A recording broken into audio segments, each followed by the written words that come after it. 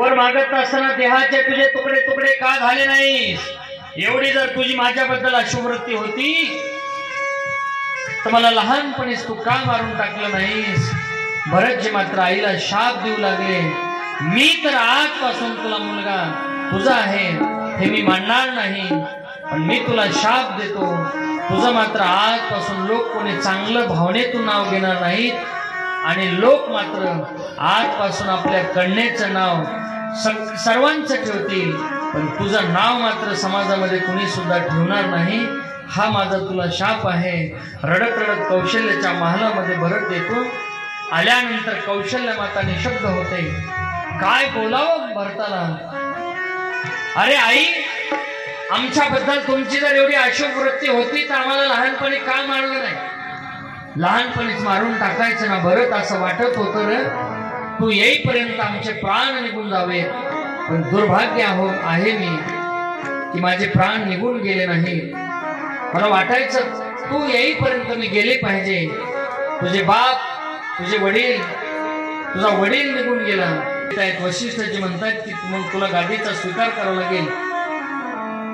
भरतांच्या उपस्थितीमध्ये राजाच्या अंत्यसंस्काराची तयारी केल्या जाते. अंत्यसंस्कार होतो. मंत्रिमंडळ बसलेलं आहे. गादीवरती भरताला बसवण्याचा विचार चालू आहे. त्यावेळेला वशिष्ठांना विचारतोय भरत गुरुदेव, ही गादी मला तुम्ही देताय, पण ही गादी आहे कोणाची? म्हणले ही गापर्यंत आली असेल, दशरथ राजांपर्यंत आली असेल, तर माझी अशी इच्छा आहे गुरुदेव की ही गादी ज्याची आहे त्यालाच गेली पाहिजे आणि तो जिथे असेल तिथं जाऊन ही गादी आपण त्याला देऊया.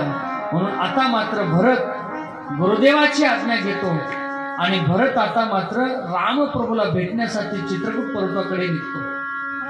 चित्रकूट पर्वताकडे भेटण्यासाठी रामप्रभूकडे दर्शनासाठी भरत आणि शत्रुघ्न निघतायत.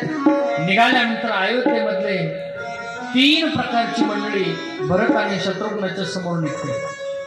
कर्मप्रधान, कर्म, ज्ञान आणि उपासना 3 प्रकारचे लोक भरतांच्या समवेत आहे.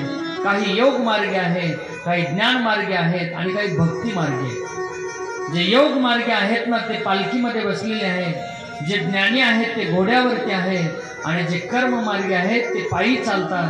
कारण पायी चालतात ना त्यांनाच देव अगोदर भेट देत असतो बाबा. जे पायी असतात ना त्यांनाच अगोदर दर्शन आमचा देव देतो. म्हणून तर गात जागा आणि प्रेम मागा विठ्ठला. आमचे गुरुवरे सुदाम बाबा म्हणायचे, अलीकडच्या काळात गात जागा नाही बरं का अभिमानराव, गात जागा नाही तर खात जागा.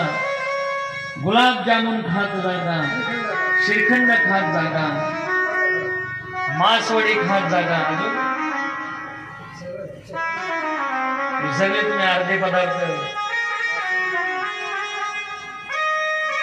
आज ओम महाराजांकडे जेवायला होतो.